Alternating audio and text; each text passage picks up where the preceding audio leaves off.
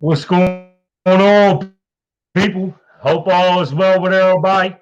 We're gonna let the room fill up. We're gonna let the people generate, start coming in here. And y'all might want to listen to this brother. It's crazy how we met. I'll get into some identification on how we met. And it's crazy how this recovery thing works, man. Recovery is a blessing. I don't take my recovery for granted. Um, I listen to the people that has paved the way for me. I see that it's people starting to come on. If we can all come together right now, drop them clean dates, drop what you're grateful for, and drop your location.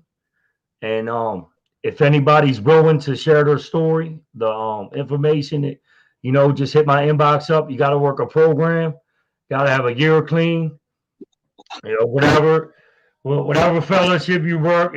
I'm welcome to all platforms. This is not a judgmental. It's a judgmental free zone. We do not judge on here. I'm welcome to people on. For me, I'm talking about me. If you're on methadone or Suboxone, like keep coming back. Like we love you. We need you. We are here to hug you. Y'all might want to listen to this brother. So I'm gonna pray him in. I'm gonna hit the inspirational flow, and I'm gonna let him take the floor, man. So let's all get this shared out. Start sharing this out to your group. Tag some people that you know right now that's using, and because we need everybody at this time with this coronavirus. So I'm gonna pray us in. All right, Lord Almighty God, I just want you to place hands on my brother Jay and allow him to share his experience, strength, and hope. If he struggles with any lack of confidence, any low self-esteem or low self-worth, that you just grab that off of him and place a message of recovery onto him. Allow him to get honest and transparent tonight and touch that one person that's new to recovery, that person that relapsed, or that person that is clean and living dirty, Lord God, and just be with him as he carries his experience, strength, and hope and his message of recovery. Amen. Inspiration free recovery.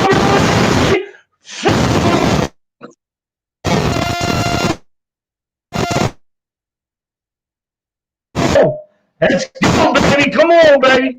Go ahead. It's my All man right, right here. Y'all might want to. y'all got me loud and clear. All right, Yeah. check it out. I'm an addict, and my name is Jay. I'm Jay first today, but I am an addict, and I don't get that twisted, right? And I'm grateful for this opportunity to allow God to use me as a tool to carry this life-saving message of recovery, right?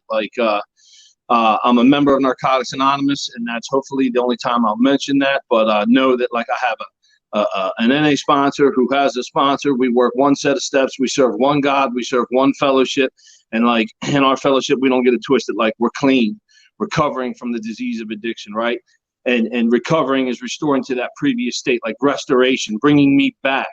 And, I'll say this, right? Carl, love you, brother. I can't wait to get to know you on a deeper level. And we're going to when this insanity passes, because I was brought up and when I was brought up in this process, I was introduced in 2006, but my clean date is February 16, 2013. And in 2006, the seed was planted. And in 2013, the gift of desperation took over. And when that gift of being sick and tired of being sick and tired took over, I learned that, the guys that went to the diner and the guys that went to eat and the guys that went bowling and the guys that were paying their mortgage notes and the guys that were paying their child support and the guys that were paying attention to their women, right? Like I heard my man Sean G say, I didn't, I've learned not to lay down with 1,000 women, but lay down with one woman 1,000 times. And this program has taught me that. I'm grateful. I'll get a little identification. I don't like to dwell on the war stories. I used for a long time heroin. I used crack. I used more. And, what brought me to my knees after the fun stopped was one more. And I chased one more for 10, 15 years. One more, just one more. Right. And at the end of my road, I'm in a car that I shouldn't be driving. I'm driving in this cop, and I'm going to talk about this cop a couple of times. He sees me and he says, I know that there's a warrant. And he locks me up, and I go to jail, and I spend 48 hours in jail. I get ROR'd. I leave, and my father, right, who was the enabler, told me for the first time, he did something for his family. He did something for me. and that was don't come home. You know, and right now, like I live in Delaware. My wife and I bought a home here recently, and first time homeowners, thank you to recovery and God, right? Like recovery and God gave us this home. And my wife is in recovery, and she may come in and say, shh, because like, I don't know what's going to happen, but like, I'm passionate. I might get loud. I might yell, who the hell knows? Because like, you know, I'm passionate for life and recovery today, because like I remember like using against my will for all those years, right? Using it when I didn't want to, like heading to Camden, wanting to go on the Walt Whitman, and instead going to Kane and Atlantic, right? Like going and copping in Atlantic City, like leaving my son behind locked doors because the doors were locked and I thought it was safe, you know, and going and copping one more. And like thinking this was normal behavior, right? Like being homeless now, not allowed back home, living out of the shelter in Atlantic City, in an alley, dipping behind a house, like to bang one more, right? Like looking in the window of people in the comfort of their own home, thinking like, how did this kid who came up from a middle-class family, and how did this kid who came from a good, loving family and a caring family end up in this position? Like, I'm destined. This is it. This is what I'm supposed to be. Like I'm gonna die a junkie. I'm gonna end up in jail. Like all the things I thought, right? And like the process has told me like I was none of those things, right? Like I'm not responsible for my disease, but I'm responsible for my recovery. Everything must change, right? Like they said, one thing's got to change, and that's everything. And that's been the hardest part in this whole process, right? Like the still suffering addict. Like I don't suffer from the disease of addiction today. I don't. I suffer from me sometimes. But like today, I have a God that's bigger than this, right? Like bigger than all of it. And every day I wake up, like my God and my lower power, right? I like to say they're in conflict, and whichever one I choose to feed at that moment is the one that's going to guide me through the day. And I ended up in this shelter, right? And I remember like this was the last day. It was the end of September, or I'm sorry, the end of January. It was snowing outside. We just got done breakfast. I was able to take something to take, you know, the sickness away. And I remember going outside, like knowing that there was no more unemployment money. There was only the 2 bags over my shoulders, you know, and here we go. And it was at that time that the God of my understanding came in, right? And it was later in the recovery process and step work that I learned that he took everything away. He allowed me to give everything away that was a distraction to bring me back closer to him, so that he could say, this isn't the life I had chosen for you. And I was able to go to the treatment facility up in North Jersey, right? And there was a guy that worked at the treatment facility who was plugged into the fellowship, and we would leave the facility and go to meetings, and I'd see him there. And right, like, check this out. This is where, you know, we've learned some things in active addiction, right? That just some things I'm not willing to let go today.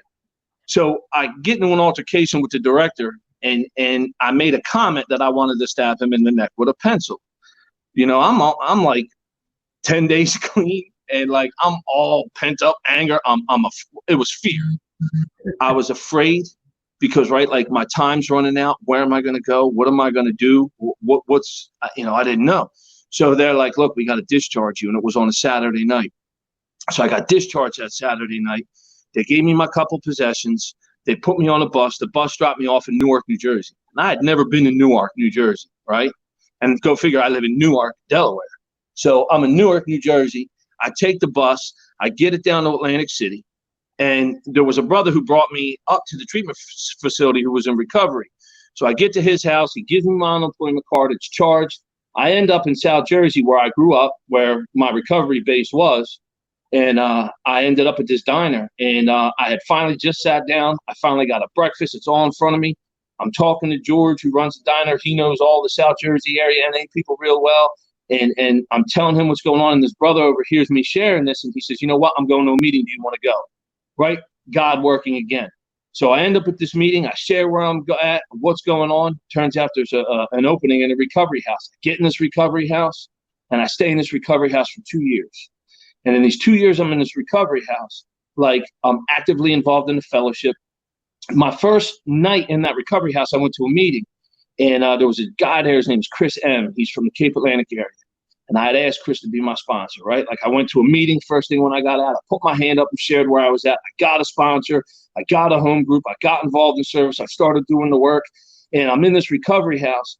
And I get sentenced to drug court in Jersey. Some charges caught up. I got put on drug court. Drug court was ruthless, you know. But like, check this out. Like I did a 5-year sentence in 2.5 years. I graduated with no infractions. I had an honorable mention from the Supreme Court judge who has advocated for me on multiple occasions as far as the character of who I am as a person, right? And in this process, right, like, keep in mind my PO, right? Now, this is my PO, and we all know, a lot of us know what a PO is.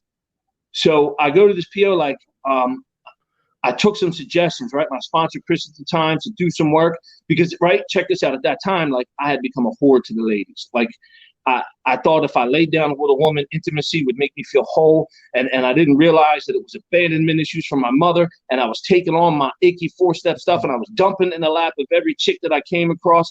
And I couldn't figure out why these relationships weren't working because I didn't realize that I was broke, looking for broken people. And 2 broke people don't make a yelly or a welly. You know what I mean? Like, they said that I was shopping in the dented can aisle and I couldn't figure out, you know, why this wasn't working. And when I finally took the time to work on me and get better with me, God finally placed this beautiful woman in my life. And I went to my PO and I said, you know, I've been in this house for 2 years. We're ready to take this next step. Can I move out? Can I move out of this recovery house and get a place with her? And he gave us his blessing. And he gave us a blessing because he said, you know what? You're doing everything you're supposed to do. You're doing everything you told me day one. Like, day one, when he came to my recovery house, I said, look, I don't know how many guys you got, but I'm the man. You ain't going to have any problems. And like, he's heard it a million times. But this time, like, I meant it because that gift of desperation was so great. Like, I didn't want to go back. Come hell or high water, I didn't want to go back to using. And my wife and I got engaged, and like, this PO officer, Bill, ended up, he was an ordained minister. Like, he came to Maryland and married me and my wife. His wife and his daughter were in my home. Like, he had a key to my house. This is someone who I helped his son when he got out of treatment, right? A PO. Yeah, and you know, to a lot of people that might not be a big deal, but to me, this was a guy who was put in charge to help me, and I allowed him to help me, right? Like my sponsor always said, like, are you willing to remain teachable? And you know, through this process, I met another individual. His name is Frank, and I love this brother with all my life, and he became my sponsor. And, you know, during that time in early recovery, I was going to 3 meetings a day, taking a train to Philly, hitting Frank's home group, taking a train back to Jersey, hitting a meeting at night, hitting an AM meeting, and I didn't have a license. So, like, they were like, chase your recovery like you did the drug, right? And I'm telling you, I'm walking 10, 15 miles sometimes to a meeting because I needed to get to a meeting, and I did whatever I had to do in order to sustain long-term recovery and grow in this process and walk forward and not backwards. And it required a lot of work, a lot of getting uncomfortable, a lot of getting honest, and a lot of taking suggestions that I didn't want to take, right? Like, I wasn't like the news calling my sponsor saying, guess what happened today? I was picking up the phone, calling them, saying, this is how I'm feeling, this is what I want to do, and taking the suggestions to actually let someone know where I'm at so they could help me.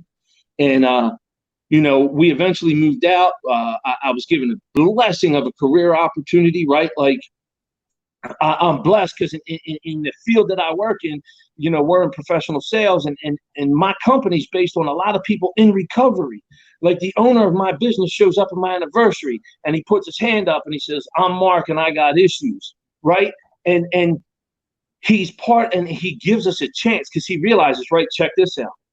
Addicts seeking recovery who actually work the 12 and 12 and do the work, and addicts who actually do what we're supposed to do. We are the most gifted, unstoppable people on the face of the earth. And when we take our ambitions and our desires and our energy and focus it on positivity, man, listen, we save lives. People ain't recovering, ain't saving lives. We save lives, including ourselves. And I'm sitting there, right, and I'm working, and we're renting houses, and we're doing all this stuff, and we're growing in the process. And in the interim, I gave up my son, my little boy. I met this girl in 2008 and 2009, 2010, and I thought it would be a great idea to get into a relationship with 30 days clean. I thought it would be a great idea to move in with her with 60 days clean. And I thought it would be a great idea to get her pregnant with 90 days clean. And 2 addicts not working a program, you know how that goes, right? And at the end of my road, she did the most noble thing she could. She took my son away from me and protected him. And it's only through step work have I learned to let go of that resentment and understand my part in it, and be grateful for the fact that she did that, because she saved his life. And like, now today, I have a relationship with him to a degree. I travel 2 hours every 2 weeks to Atlantic City for 1 hour supervised visitation. And you know what? Like, I always show up. I never miss. I never talk bad about his mother. I never say anything negative. I'm there. I always do what I say I'm going to do, because recovery has taught me to be about your word. If you say you're going to do something, do it. If you make a commitment, follow it through. I don't sit there and make a commitment to somebody, and because something else comes down the line that I think is better balanced, like I fulfill my commitments, because recovery fulfilled the commitment to me, right? And that was a life beyond my wildest dreams. Remember, I just wanted to stop using. I just wanted to stop getting high. I didn't ask to be a husband. I didn't ask to be a father. I didn't ask to be employable. I didn't ask to be a sponsor. I didn't ask for any of this, right? Carl, I'm sure you can relate. I didn't ask for none of this. I just wanted to stop shooting dope. I wanted to stop wanting to die, and I wanted to stop killing myself, right? And check this out, right? My brother's in recovery, and my brother is he's 6 years clean. He's got 1 year less clean than me. And I remember him coming to my recovery house, and it was Easter, and my family completely cut me off. Like, I wasn't invited to my sister's wedding. I wasn't there when my nephew was born. Like, I was cut off the titty. And I'm sorry if I offended any ladies, you know, that's not my intention here, but cut off, right? And my brother saw the attraction, right? Because earlier when I got clean, I wasn't a good example of the recovering addict. I couldn't stay clean. I was going to meetings high, and to people in the meetings, that was normal. Keep coming back, they said. Barry and Dutchie and Rocky and Tony and Will and Ethan, keep coming back. They kept saying, keep coming back. But like people out in the world, right? Oh, that program don't work. Oh, that program don't work. Man, you know. But my brother saw something, and like through the blessing of recovery and the God of my understanding, like my brother and myself are clean today, and we've given my father the greatest gift of all, right? The ability to sleep, not wondering when the police are going to come to the door saying, you got to come identify one of your children. Like my father, I have a relationship with him today, and my sister and my brother and my nieces and nephews. That's a give relationship. I don't take. I give. I give me. I give love. I give compassion. I give whatever they ask. Like, that's my biggest defect today. I don't know how to say no. I got a 2.5-year-old little girl, right? Like, I serve one God and 2 women, and that's my wife and my little girl. My little girl's my best friend. You know, and I'll share about my kids a lot, because being a father's been the greatest blessing to me ever. You know, when I first got clean, all those mistakes I made with my son, I carried those with me. And they hindered me from growing in the recovery process. And my sponsor said to me one day, he goes, when are you going to decrease your fear and increase your faith? You're not that person today.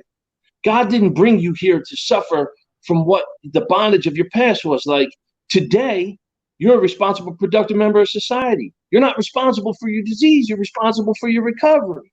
So, like, I've been able to shed those things. And, like, today, man, like, I'm the greatest father in the world. Like, I get down on a kid level. You know what I'm saying? Like, you bring a kid into my store, shit, you know where I'm at. I'm out there goofing off with the kids, having fun, because I'm a child at heart still. You know, I started getting clean 7 years ago, growing up and learning in this process. And what this process has taught me, right, is that life is beautiful.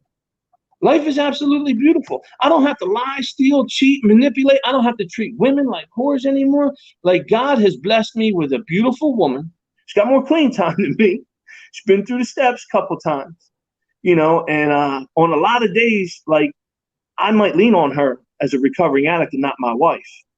But one of the beauty things that we've learned in our relationship is her program's her program, my program's my program. We don't mix the two of them, because whatever journey God has her on might be a different journey than what God has me on. But God has us on a journey together. And as long as I grow and as long as she grows, we can grow together. But we can fulfill the primary purpose, right? And I'm not perfect. I'm imperfectly perfect. I'll share that. Imperfectly perfect. Because I make mistakes every single day. That's why the literature that I partake in talks about the still sick and suffering addict. Not the old timer, not the newcomer. It's just the still sick and suffering addict. Because it talks about all manifestations of the disease, right? Like today, I'm not struggling to keep a drug out of my arm. Today, I'm struggling without saying some shit to somebody sideways because they said something to me that I didn't like. I form a resentment because there's something deeper going on with me, and I can't manage that. And I take that 5 minutes and destroy the next 23 hours of 55 minutes. And then at the end of the day, I'm the one in pain in the fetal position. Not her, not anybody else. And then I wake up in the morning seeing the wreckage of what I did, not even realizing it, right? I learned this. When I say hurtful shit, it's like pounding a nail into the board. And when I say I'm sorry, it pulls the nail out. But guess what's left behind? A big ass hole that never gets fixed. And that's my biggest struggle today. You know, coping with life on life terms. Because today, like, I may still think that I'm less than. Today, my disease may still tell me that I'm not worthy. Today, my disease may still tell me that I'm not going to be successful, that I haven't earned these things, right? Today, I got a big, beautiful house. I got nice cars. I got nice things in my house. And it's not about material things, but it's about, right? You ready for this? It's about the change in my attitudes, ideas, and behaviors. And it's about my change and willingness to work and obtain these things. It's all about the behavior. I wouldn't have any of these things today if I didn't come to the program that I'm in. I wouldn't have these things today if I didn't ask another man to sponsor me, right? Carl and I, before this, were talking about intimacy. I used to think intimacy was laying down with a woman. Into me, you see. Nope. I need to be intimate and tell people the things that I don't want to tell people. And then I come to realize they ain't as bad as I thought, because I've heard some shit up in this camp. I've heard some stuff that I'm like what? Like, if I ask my sponsor to share places, I tell people, yo, you might well get your sponsor because you're going to hear some shit, and it's raw. And like that, I come from, like, I've got guys in this area that are like, he's militant. He's militant. He's an NA purist and all that. Look, I don't go by titles. I could tell you this. I have the utmost respect for the disease of addiction. I know what it does. I know what it wants to do. And every day I do my best to keep it at a distance, right? Like, I don't sit there and try and share cute dropping bombs in meetings talking about my disease is out in the parking lot doing jumping jacks. My disease is doing push-ups. My disease is training. No, my disease is sitting right there with me in the room, in between my ears, trying to unjustify everything you say and discredit everything you say so that I judge you and I don't allow you to come in to help me, because my disease knows that the biggest threat it has is another recovering addict, right? The ultimate weapon, the recovering addict. Yeah. The heart of the fellowship, sponsorship, and that heart beats when two addicts share their experience, strength, and hope and help one another. And I've learned that in this process, and I'm passionate for it, because I'm telling you, man, like, they talk about this COVID-19. This COVID-19 ain't shit compared to what we have. There's no cure for what we have. There never will be a cure for what we have. This thing is going to stay with me till the day that I die. And just for today, only for today, as long as I stay clean, it's a successful day, right? Like, all we got is today. If you're new, stay. If you're high, stay. Keep coming back, right? Like, if I didn't keep coming back, I wouldn't be here today. And don't let anybody tell you, don't come if you're high. Don't share if you're high. If you're on maintenance, you're not clean. You know, oh, he brought that up. Look, I'll bring it up. You know, people that know me well know I ain't got no filter. Fuck your feelings. I care about your life. I'm going to tell you the truth. I'm going to hurt your feelings, because if it saves your life, that's better. But I'll tell you what, though, I'll hug you and I love you. And when you get in, I love unconditionally. And I wear this mask, this hard ass mask, because you know what? Like, when it comes time for meetings, when it comes time for step work, when it comes time for sponsees, when it comes time to answer that phone that I put my name on that list and I'm willing to answer, and I answer it. When I answer, or when I am engaged, right? I'll use the word engaged. It's business. It's not a joke. It's not fun. It's business. Because this disease is the most cunning, insidious, and baffling thing I've ever come across. This disease will do everything it can to kill me and everybody around me. And what it really wants to do is use me, abuse me, and when it's done with me, tell me, go ahead and take your own life. It will take everything that's pure away from me. And I don't sit in meetings. I'm not on my phone. I don't sit in the back. I don't sit near the coffee pot.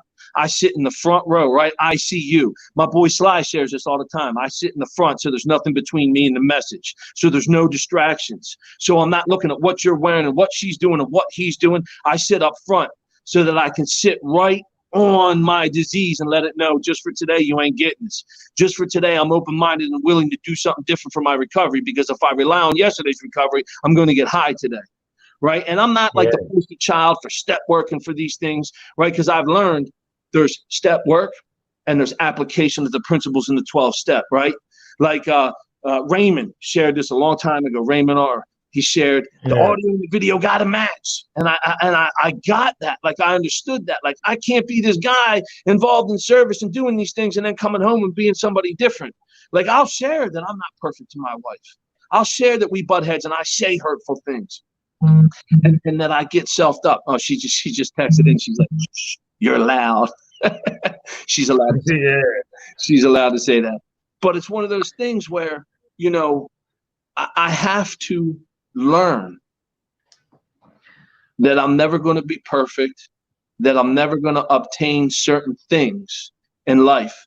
And that's okay, because I'm grateful for everything God has given me, and I'm grateful for everything that God hasn't given me, right? Like the God of my understanding took this hopeless dope fiend, right? And I have a lot of family members that are all involved in their church. We'll just say that, right? And they judge everybody, and they say all these different things. And I know people that go to this place and they look for the forgiveness, right? And they don't understand when I say some of us have been chosen to actually do God's work and handpicked by God to do what God asked us to do, right?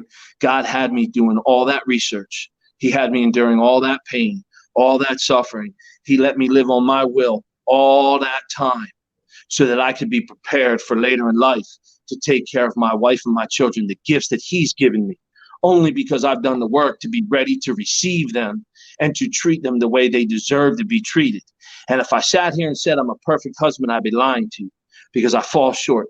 I fall short as a father. Look, I'll rip the Band-Aid off here. I don't know what I'm doing. I ain't never been married before. My first son is 9 years old. When he was born, I was using. I left him behind a locked door to go cop in Atlantic City because he was behind locked doors. That was my justification. You know what I'm saying? And like today, like I have this little girl. She's almost 3. And when she comes and she gives me the little kisses, and, I pick buns, you know what I'm saying? And we have, it's with daddy, daddy, daddy, daddy. And my wife said, you wanted someone to be obsessed with you, and you got it. And like, I'm so grateful for that, right? I'm so grateful for this life, and I'm grateful and I'm proud to walk around as an addict in recovery. I'm proud that like the disease today is arrested and the lie is dead. Like we do recover. But like, I'm here to tell you all, right? Like it took some work, a lot of work, a lot of being uncomfortable, a lot of sharing some things that like I didn't want to share with somebody. A lot of times, right? Like, what was hard for me? One of the hardest things I had in this process, switching sponsorship. Switching sponsorship was hard for me. I love my sponsor, and I don't talk to him anymore. That's my shit. Ain't got nothing to do with him. That's me. And now that I'm sharing that out loud, I may have to do something different about that. But I moved on in sponsorship because, right, I needed something more than what he was able to provide me at that time. He was a great sponsor. He did things for me that no one would ever do. And he did things for the recovery community that blew my mind. Like this is a guy that does live our program, 2 feet and 10 toes, as he shares. And moving on with sponsorship, when that was like the first time I actually had to sit down with another human and we had that conversation, and it was like breaking up with a girl, man. I'm like, man, I was all feared up, and like I'm like, I felt like I just broke up with like my high school crush. And but I realized, like, sponsorship as a sponsor today has taught me some things, right? Like I have 2 jobs as a sponsor. One, to guide my guys through the 12 steps to the best of my ability through my experience and my experience only. And 2, prepare them for their next sponsor. Because if you stay involved in the recovery process, your story changes. It doesn't stay the same. Your life changes. It evolves in many different ways. Doors open, right? And when we get rid of the fear and we take that leap of faith and we realize that we're worth more and we take that opportunity to do something different, like the blessings are beyond belief. You know what I'm saying? Like I've been blessed to not be dead. I've been blessed, right? Check this out. I've been blessed to stop using when I stop using, because this shit that's out there now, we used to be able to shoot a bundle a day. You shoot a bundle a day today, you're dead, period. There ain't no coming back, right? Like I was able to go out and come back and go out and come back and go out and come back, right? I used to coach youth football, and my nickname was Coach Quaalude, because I used to be all zandied out. Like one time I fell asleep on the 50-yard line, and they're like, yo, what are you doing, bro? You know what I mean? Like I'm out cold on the 50-yard lines, out, right? Like not even remembering that this happened.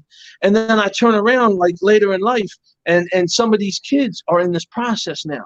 And like I've had the privilege of sitting in some meetings and see them walking up like, oh snap, they're like, yo, Coach Jay, hey, you know what I mean? And like I get to see this process working in their lives and changing their lives today. But like I used to go to meetings after football practice. Hi, talking about I'm clean, talking about, you know, like on my phone, walking in the meeting between the person sharing and the people, the other members of the fellowship sitting down, not knowing what was going on, right? Like I used to do all those things. And you ever get like a head full of NA and try and go back out and use? Right? Like, you ever been in the crack house talking about, like, you got problems? You know what I mean? Like, I remember one time sitting in the hit house taking a hit, right?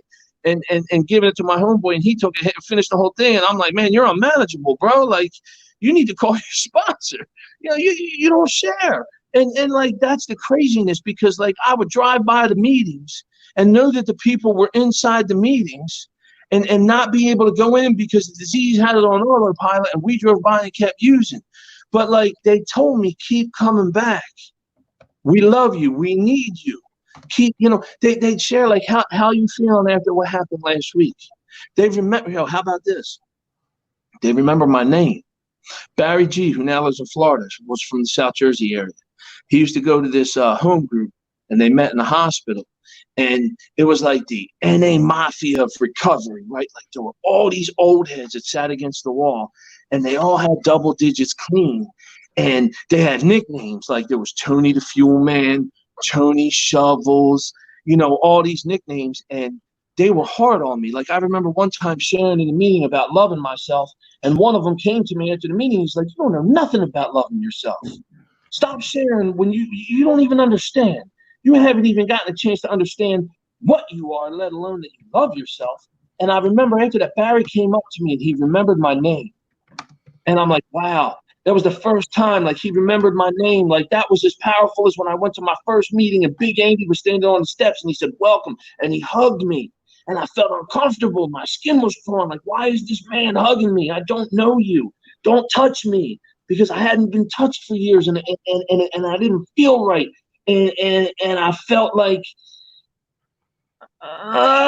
it just didn't feel good. And like, now when I go to meetings, like, I go to my home group, right? My home group, we meet every Saturday night in Wilmington, Delaware. We're called the Clean Dreams Group of Narcotics Anonymous. Fuck it, I say it. Yeah. And I got this home group member there. His name is Luke. And when Luke hugs you, he doesn't let go. And that, when you hug Luke, you better plan on doing that. We can't even let him do Clean Time Countdown because it lasts 4 hours. He'll just be hugging and squeezing. And I understand the power of the hug today, right? I understand how important it is that we brace each other with a hug, right? Like, we are survivors of a major life-ending catastrophe. And we hug and we hug and we hug and we mean it. And you know what? Like, I've learned one thing. When I form a resentment towards someone in the meeting, or I know someone that doesn't like me is in the meeting, you know what I do? Hug them. Because it really ain't got nothing to do with me. It's stuff that's inside, right? Like, I've learned, if I'm judging other people, it's because I'm not grateful for what I have and I'm envious for what they have. And envy is one of the traits of the disease of my addiction. It wants me to look at everything that I don't have and not be grateful for what I do have. And like, right now, the ability for an embracing, loving, caring hug, the ability to tell someone, keep coming back. It sounds crazy right now. It sounded weird. Yeah, it sounded weird, like a robot. Oh shit! Well, my wife just opened the door. That might have done something to it. But like, that hug, you know, today, I understand it. I didn't understand it. You ain't got no headphones? I got them up in the bedroom. Go get them real quick. Connect them. See if it makes a difference. It just sounds like a robot. This is a really good message, man. Touching a lot of people right now, dude. I want it to be clear, man. I don't know why I did that.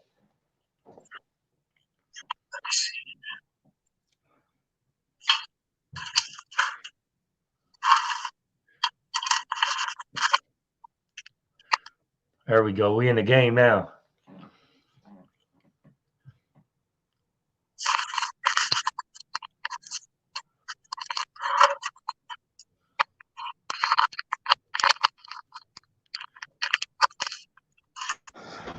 Hello? Yeah, I'm just Yeah, I'm walking. good. My bad, dog. I'm walking by the little girl's bedroom. Oh yeah, what's that about? My girl always does that shit. Oh, I can't wake up the princess. But what I was mentioning with the hug was, I understand the importance and the embrace of that hug.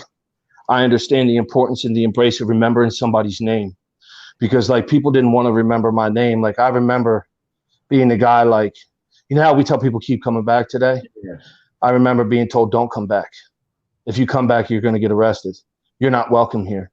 How could you do this? Mm. You know, you just don't, right? And my mother died from this disease in 2008, and I'd done a lot of harm to my sister in this process, and I did a lot of unspeakable, unforgivable things, right? Like my addiction had me at such an animalistic level. There are certain places I don't go when I go home back in Jersey, because there are people that I know without a reason of a doubt, if given the opportunity to put their hands on me, it would be the end of my life.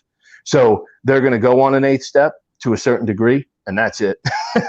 You know, but like my sister, like she danced with me at my wedding in place of my mother.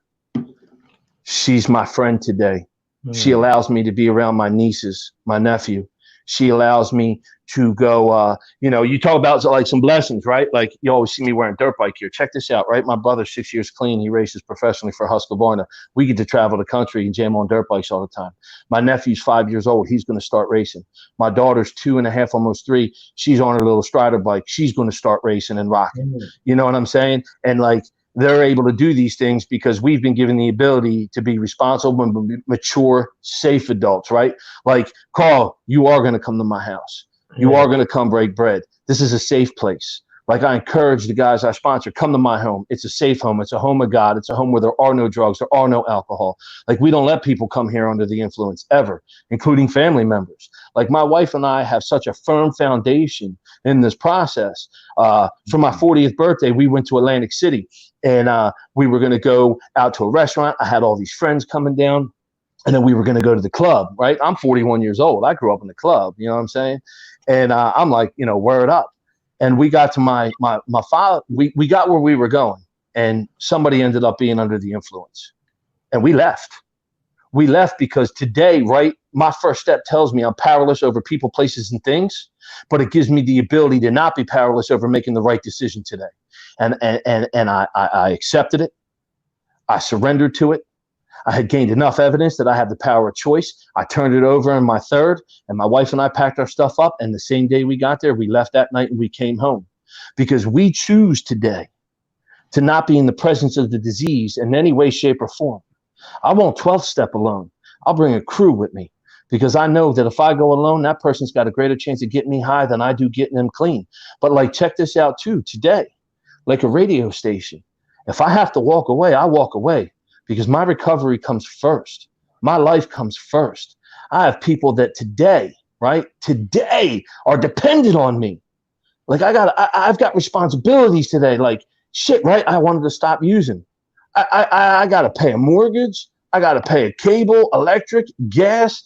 My oldest son goes to Temple University. He's got like a 3.8 GPA. You know, he's talking about going to grad school in California. You know, peep this out, right? My son's mother still fights with me in Jersey and doesn't let me see him. 1 hour every 2 weeks, 2 hours there, 1 hour visit, 2 hours home. And when this pandemic started and things started getting bad, I know the type of business she's in. There's a restraining order. I can't talk to her. I can't do these things. But I said to my wife, it's on my heart. I want to reach out to the lawyer. I want the lawyer to send a letter just saying, if we can do anything. Do you need money? Do you need groceries? Do you need to pay your rent? Whatever you need to do, right? Because I've learned if she's okay, he's okay. And that's what matters today. You know what I'm saying? Like she, regardless of our history, she's the son of my mother. And for me, in my heart, it is so important that she is well and healthy and loving and caring, because I need to make sure that he is alive and well and healthy. And I know he's caring.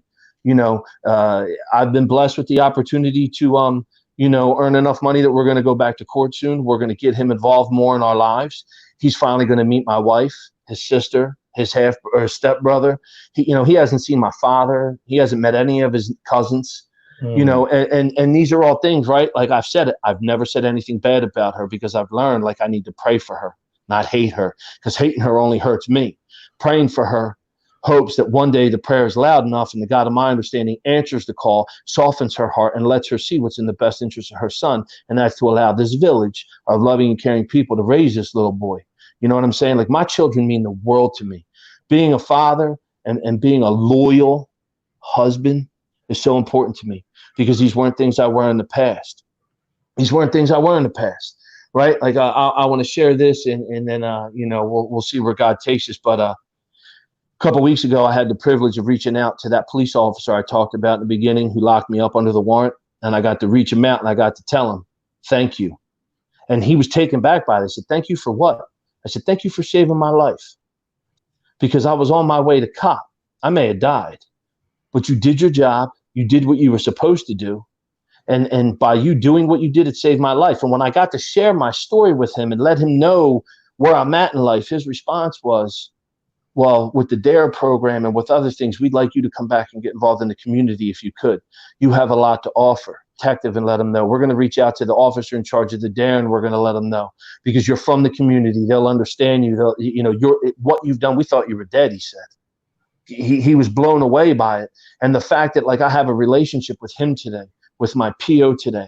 I could pick up the phone and call a superior court judge, right? Like, all the people that when I first got into this, it was the man, the cop. You know how it is, right? Like, today, I'm a taxpayer today. Guess what? I don't fear the police. They work for me. I'm their boss. If I need them, I call them. They come.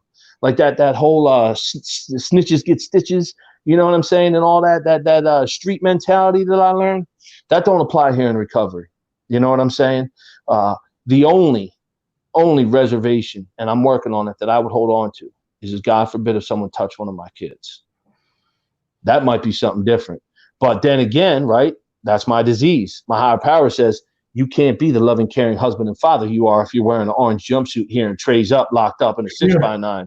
You know what I'm saying? Because like, I tell you what, jail food sucked. Being dope sick in the county, that wasn't no fun, man. You know, but I'm just grateful, y'all. I am so grateful that I went from a junkie to a husband. I went from a dope fiend to a father. I went from a lying, cheating, thieving, just horrible person to being somebody who can definitely walk with his head up high today. Like, I have confidence today. And if you don't have confidence, like, do some work. Get involved, do some work, grow and nurture your spirit, right? Like develop that confidence, not arrogance, not cockiness, but the confidence to understand that we, all of us right here now, I don't know who's here, I don't know who's doing what, but all of us deserve this life, right? Like, all we were people who made bad decisions. We weren't bad people, and like, today I do have a better decision-making process sometimes, like, hey, listen, one hat is too many, 1,000 is never enough. One pair of sneakers is too many, 1,000 is never enough. One dirt bike is too many, 1,000 is never enough. Now it's new furniture for the house. Happy wife, happy life. New artwork for the walls. I created a monster, right? My daughter, every day I go to work, you gonna bring me home a surprise? I don't know. You gotta be good. And what do? I bring her home a surprise every day. But you know what? Like, 8 years ago, 9 years ago, I'd have taken them surprises and went back and got the money back for them. Talking about, I don't know what happened. You know what I'm saying? And absolutely, man. All of you, find me on social media. If you can, find a way to get out. If you ever come to Delaware, let me know. We'll meet up at the home group. We'll do something. If you see me around, I've had the privilege through this and through sponsorship. I get to travel a lot. I've been to a lot of conventions. I've had the privilege of carrying this message at conventions. And, I'll say this, it's an honor and a privilege, and it's a major responsibility when given the opportunity to share our message, because our message is an important message, and it must be clear, and it must be a message of recovery, right? Like, I don't want to dwell on the active stories. I shared a lot tonight about how I've been blessed through this process, and I've been blessed to obtain some things in life, and now I have to continue to stay in the process and work to maintain these things and grow, because I'll share this and I'm going to get out. In our literature where it says we are under no surveillance at any time, peep this, it's wrong, and it's the only statement in our literature that I will disagree with. We are under surveillance at all times, to each other and to the people around us. People are always watching and always. And if I'm sharing one thing but living another, that'll kill somebody. For real, for real. That'll kill somebody. The newcomer is the most important person. And the newcomer is watching us. And we have a responsibility to carry a clear message of recovery and to live with dignity and do the right thing for the right reasons when no one is watching. And you know what? If we struggle in that area, that's okay. Keep coming back. Keep doing the work, because the deeper you get into the onion, the better life gets, right? But there will always be trials and tribulations. Always. Life isn't easy. Life is hard. But I tell you what, it's better than my best day using, for real, because I don't remember the last time it was fun. I don't, because it hadn't been fun for a long time. You know, I'm grateful. I'm grateful to have the sponsor that I have. I'm grateful to have the home group that I have. I'm grateful to sponsor the men that I sponsor, because on more days they help me instead of me helping them. You know, and I'm grateful for the opportunity too to have met you, brother, because this thing's going to take off. We're gonna get together when this pandemic goes away. There we go. People's already asking about you, but like, you know what I got out your message, man, is man, I got a lot of things out of it, man. Like where you was, you didn't get too much into where you was at, but like where you at today, and like the whole transformation of like playing a part in your relationship, being a father, being a love, serving a loving and caring God, and you inspired a lot of people. You know, basically like you shared on the topic. Basically, what I'm saying is like a vision of hope, and that's what that's kind of sound like to me, man. You know, I grew up riding dirt bikes, man, and man, this was a good job for you, man, and I really appreciate you from the bottom of my heart, and we definitely are going to meet up, man. This is what this thing's about. It's about networking, keeping our word today, building relationships and recovery that cannot be broken.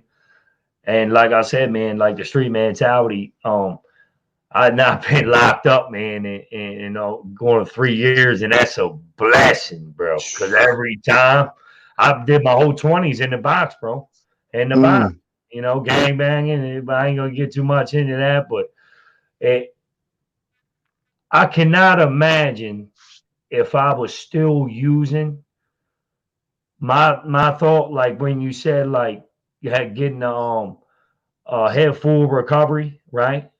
I was thinking walking to Richie Berg's house, right? I'm gonna put you on with Richie. Is my main man up here. Me and him built a relationship. He's from Troy, New York, and it was crazy because we was at the convention down in Maryland.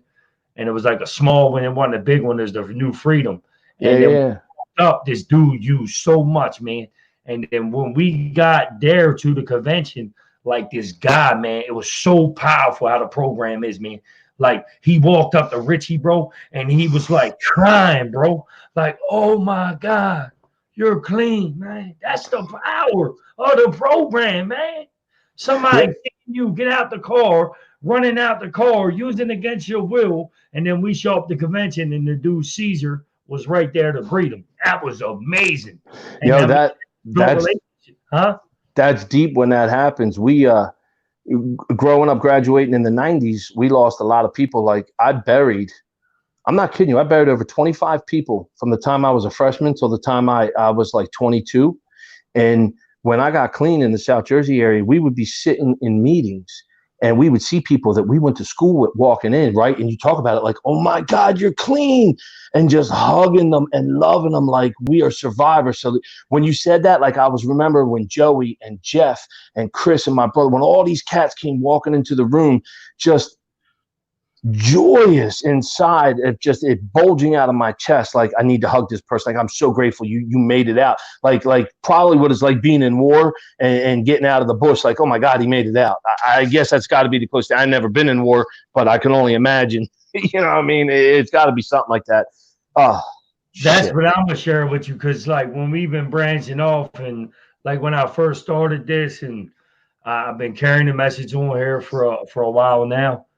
And it's just like I said, I had this vision. I went to this Christian-based, faith-based program. God spoke through me. I was on the bed. He hit me on the shoulder. It felt something was crazy.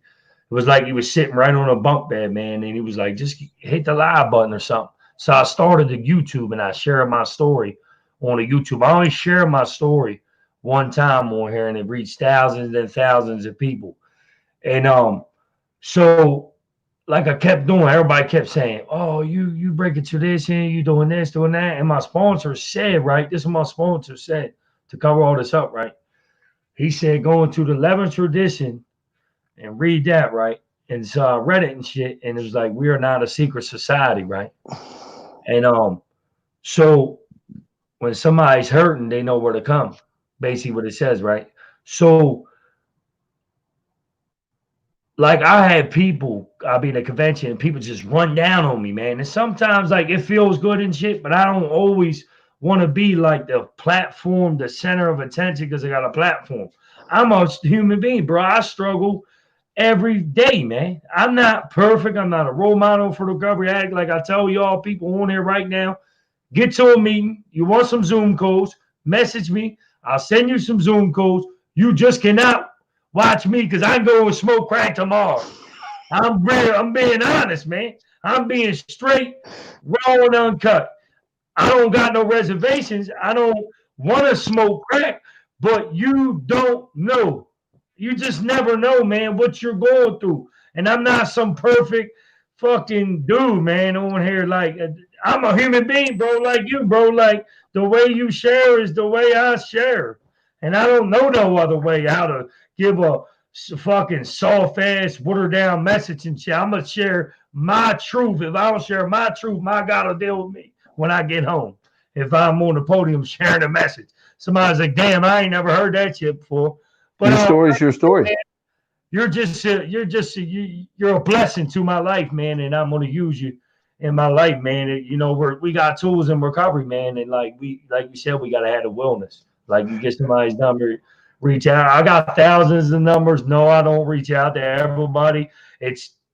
I don't know why I don't. It will probably consume my whole day, but one day I gotta go sit to the side and start calling people and just checking in on them, man. Because I was down in Chicago with Joey P, and people just started running down like, "You're the guy off Inspirational Flow." I'm like, "Yeah, like how you doing?" Like, and they like, "You give good hugs and shit. You want another one or something?" I'm just doing for what somebody did for me, bro. They carried the message to me, so I'm not anonymous. I want to carry the message. I want to eventually have like a spiritual cafe, little program and structure in there run. I mean, I don't got no problems with the other fellowship. I don't care about both fellowships, but I just don't mix my message with their message. That's it. You know what I mean? That's just not me.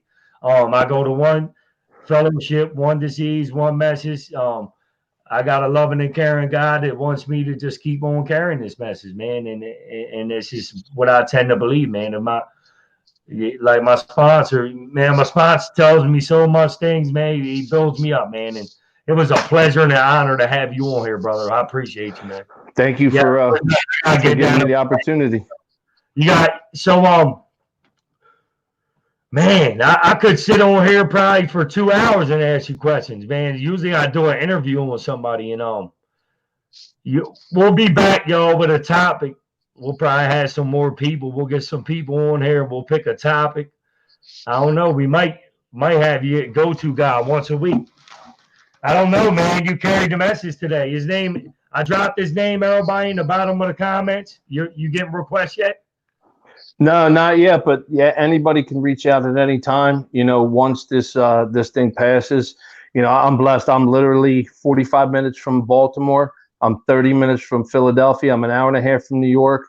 I'm an hour from the Jersey Beach, and I'm an hour from the Delaware beaches. So like I travel, and when given the opportunity, you know what, like we can get together. We do this. Listen, the broader the base, the higher the point of freedom. I'm blessed, and I want more. So y'all, I like seeing that right there. God saved my life, and it led me to NA. That's right. That's what I like to see. I like stuff like that, brother. It gives me hope because, like, I remember at a time where I didn't get to wake up, right, without an urge to use drugs. You know what I mean? Like, that's real shit. Like, my first thing, bro.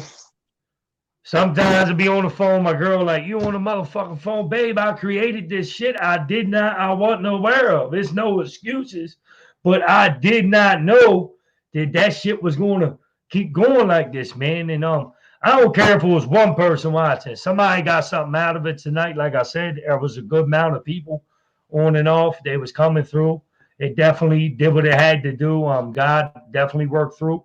Definitely, man. I appreciate you, man. My man, and anybody, his name's in the comments. My man Jay. How you say your last name? Sorge, like George with an S. Sorge. Jay Swords, yeah. It's down there at the bottom. Just request him. You know, no women jumping his DM because he got a wife. So just getting that out there. She's ruthless. I'm letting y'all know. I get that out there. You know what I mean? I let people know. Don't be hitting my sisters up over here if you're a weirdo dude and you be on some weird shit. They will tell me. So I'm just letting you know. I'm just letting you know. That's how I rock and roll with this shit. Because I remember when I was that guy, bro. Straight up. You know? Yeah, that's how we do it, you know. I'm going to get mine soon. I'm engaged, though. Man, listen, man. I'm definitely going to be in contact with you. It's an honor, man. Get them diamonds when you get it. Yeah, I got my girl a nice engagement ring. It's pretty, man. It's all clustered diamond. Man, I could go all night with you, bro. I could get into the, you know what I mean? It was an honor, man. Thank you so much, brother, for real.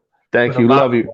From the tip of my toes, man, to my heart, man. Inside you're all inside mine, man. Together, man. Recovery is a blessing, man, beyond my wildest dreams, man. That's right. Telling you, man, like what I was saying, waking up, right, and just grabbing that phone and just obsessing and compulsion and calling them like, yo, meet me here. Nah, man, we don't do that today, bro. That's a blessing. That little shit like that, like waking out of bed and not going straight to your phone and going to hit them. Yo, the store's open. Nah, man. You know what I mean? That ain't me today, man. Thank you so much, brother. You have a blessed day. You too, brother. Amen. So if y'all want to hit him up. It's my dude. Real good dude, man. Carry the message tonight, not the mess.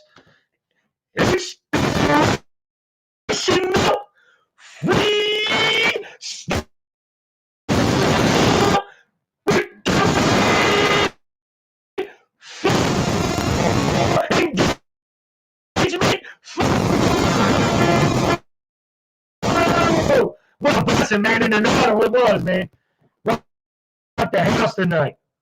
Got the haircut, you know. Got them bracelets too, y'all. Still got the bracelets. Y'all want some bracelets? Let me know. Send me a message. So I'm gonna pray out.